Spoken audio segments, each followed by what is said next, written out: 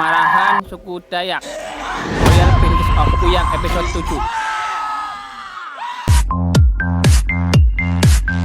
Yuk ikuti ceritanya. Belajar bersama bisa.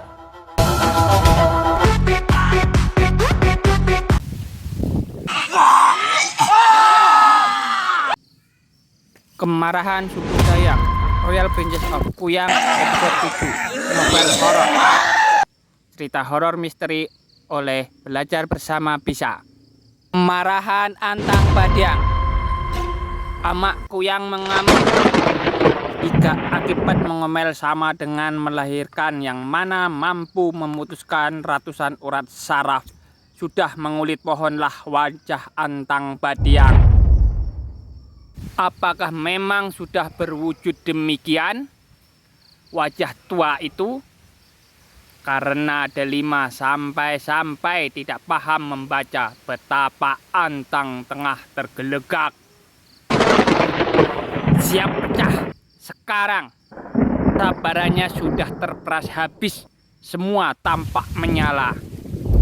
Nantang menusuk-nusuk. Kapan hari pernah berkisah. Dulu Antang pernah marah besar. Namun tidak semacam ini. Marahnya lebih pada sengatan dikhianati daripada kebencian. Orang-orang itu, para pendatang, telah melepaskan kendali dirinya. Mereka yang mengetuk pintu dengan hormat, bertamu santun dan bersapa seramah kelinci, ternyata diam-diam menabur bubuk silva beracun ke dalam periuk di dapur. Lihatlah. Pagi tiba, mereka menyanyikan decak kagum saat melihat keindahan hutan nan asri. Pepohonan yang menguatkan alam, katanya. Tapi sekejap malam pohon itu telah hilang. Pencuri? Ya, mereka mencurinya. Mereka juga memuji manis kesederhanaan kami, bahkan menaruh hormat kepada apa yang kami yakini. Tapi beberapa hari selang berlalu, mereka mengirimkan angin puyuh. Sudah pasti wujudnya bermacam-macam. Raksasa mesin beroda banyak, kepiting baja, kapal penarik berekor pecut, hingga fitnah beracun. Sudah jelas pesannya itu. Agar kami segera bergeser dari kampung, pindah ke tempat jauh, atau lenyap. Tetua adat yang berhati tempoyak sempat berdamai. Burung kipasan petualang sudah cukup senang jika diberi sejumput nasi. Ia mungkin tinggal sebentar, tapi ia pasti pergi lagi setelah kenyang. Jadi apa salahnya membagi mereka sedikit dari apa yang dibutuhkan? Tunjukkan kita tuan rumah yang baik. Demikian ia membela para pendatang hendak mendirikan perusahaan sawit. Pembelaan yang disesalinya belakangan karena pendatang bukan Allah itah. Lihat saja, mereka melanggar tanpa rasa bersalah. Mereka mengabaikan bunyi gong tanda batas wilayah adat. Bagi mereka semua hendak dikangkangi. Seorang pencuri makanan seharusnya belajar dari para pendatang itu tentang bagaimana mencuri sesuatu tanpa dikenai hukuman. Lihatlah betapa hancurnya mereka yang bungul banar ketika petak-petak tanah, kebun karet, durian, dan rumpun rotanya diserobot perusahaan. Tidak ada hukuman, tidak ada denda adat yang dibayar, bahkan menjadi budak di tanah sendiri. Menyedihkan. Saat ibu sungai dan ayah hutan bagi suku Dayak disakiti, haruskah diam? Hidup dikandung adat dan mati dikandung tanah. Antang Badiang berburu hanya untuk mempertahankan rumahnya, kampung dan hutan. Mengisolasi diri mungkin itu lebih baik dan teror adalah satu-satunya jalan yang ia bisa lakukan. Kemarahan Antang Badiang tidak terelakkan lagi. Dia kembali ganas dan puas menyerang warga. Haus akan genta penuh amarah, memaksa untuk berburu dan menelan korban. Tepat malam bulan Sideris, mendung hitam melayang-layang pekat, disusul aungan suara serigala malam dan burung kakak. Aroma asap tulang babi bakar menyeruak ke udara. Hawa mistis dan mencekam. Antang berdiri setelah selesai ritual di dalam bilik. Kemudian ia terbang melesat secepat kilat keluar pondok untuk berburu. Setiba tempat dituju, Antang merapal mantra. Di hadapannya muncul kabut hitam pekat. Ia mundur sekitar 10 langkah. Kabut hitam pekat ini terlihat mirip dengan tumpukan tanah atau batu. Sempurna. Antang mengulangi beberapa kali memastikan semua berjalan sesuai harapan. Waktu ditunggu datang. Kemudian Antang terbang lagi menyelinap di antara bayang-bayang pohon dan semak belukar tidak jauh dari jalanan. Tentu saja ia menghindari jalanan yang umum dilalui orang. Antang hanya takut kepada manusia yang memiliki kemampuan sama seperti dirinya. Mereka akan dengan mudah mendeteksi tujuannya berada di dalam alam terbuka seperti itu. Kuyang dengan kekuatannya manusia setengah siluman itu harus terbang beberapa kali menghindari hutan dan jalanan untuk mencari mangsa semalaman sebelum akhirnya tiba di tujuan. Sepasang bola matanya menatap jauh dan setelah mengamati beberapa lokasi, Antang memilih sebuah spot yang sangat ideal.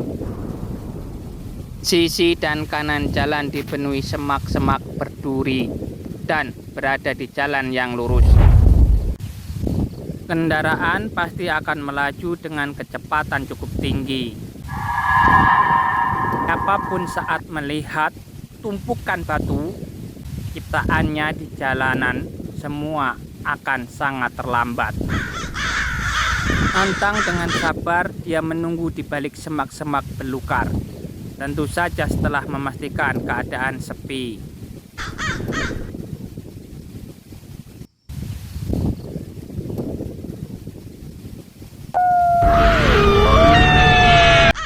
Ia mulai merapalkan mantra yang sudah disempurnakan.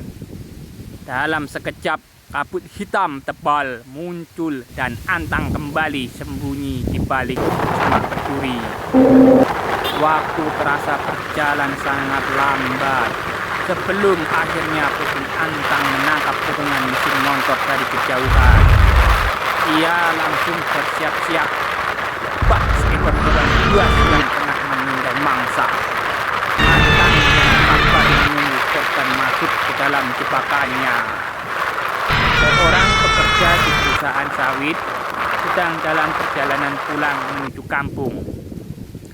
Akibat motor yang sempat mogok, dia jadi terlambat pulang.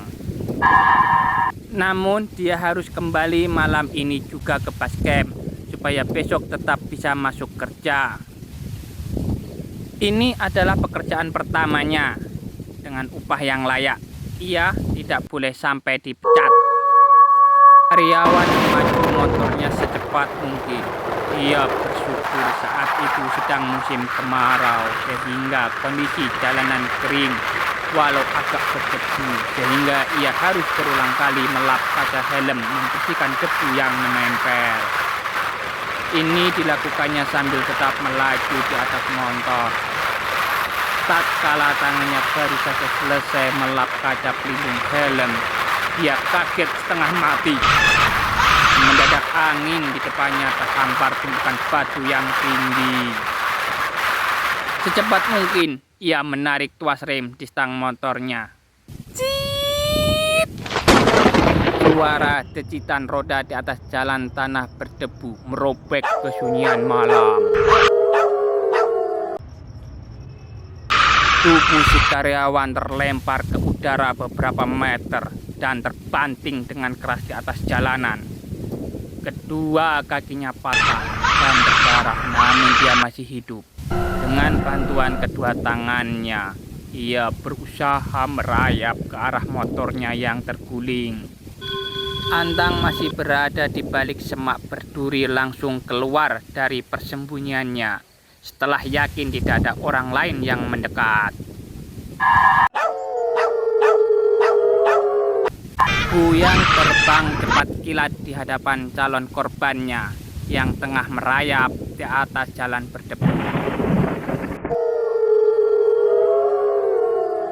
Bola api terbang dengan cahaya terang jatuh seperti suara hewan di dekat pemuda itu. Cahaya lampu di depan motor masih bisa menyala, memberi sedikit penerangan di tengah kegelapan malam. Antang mengamati si pemuda yang terus merayap tanpa menyadari apa yang sudah ada di hadapannya. Pemuda calon korban Antang terkejut melihat kepala dengan usus menjuntai dan pemuda yang ternyata sudah berada di depannya. Mendongak. Apa yang ia lihat membuat setiap urat saraf di dalam tubuhnya berkerut ketakutan. Sesosok makhluk hantu berambut panjang dengan mata merah menyala, membelalak lebar sementara pipinya hitam memilih. Mulut makhluk itu menyeringai lebar sehingga terlihat semua giginya yang runcing mengkilat, termasuk 4 buah taring memanjang runcing. Bau teramat busuk menyeruak dari tubuhnya ke udara. Suara hewan bersautan muncul aungan serigala malam dan berbagai macam suara misterius menyayat-nyayat jiwa. Pemuda itu tidak lagi sempat berteriak. Mendadak semuanya hitam dan gelap. Antang menerkam untuk merampungkan misinya. Setelah selesai, ia terbang pergi jauh sebelum akhirnya lenyap bersama gelap malam. Mengkirik, suasana semakin menakutkan lagi mencekam. Keesokan harinya warga menemukan pemuda itu sudah tidak bernyawa. Warga kampung menganggap itu kutukan balas dendam yang ama yang kapan hari dibakar oleh warga. Bagaimana nasib Riko yang sudah mengkhianati Delima? Apa yang akan terjadi? Next episode 8 selanjutnya. Belajar bersama bisa. Terima kasih. 土生苍生吧，我们。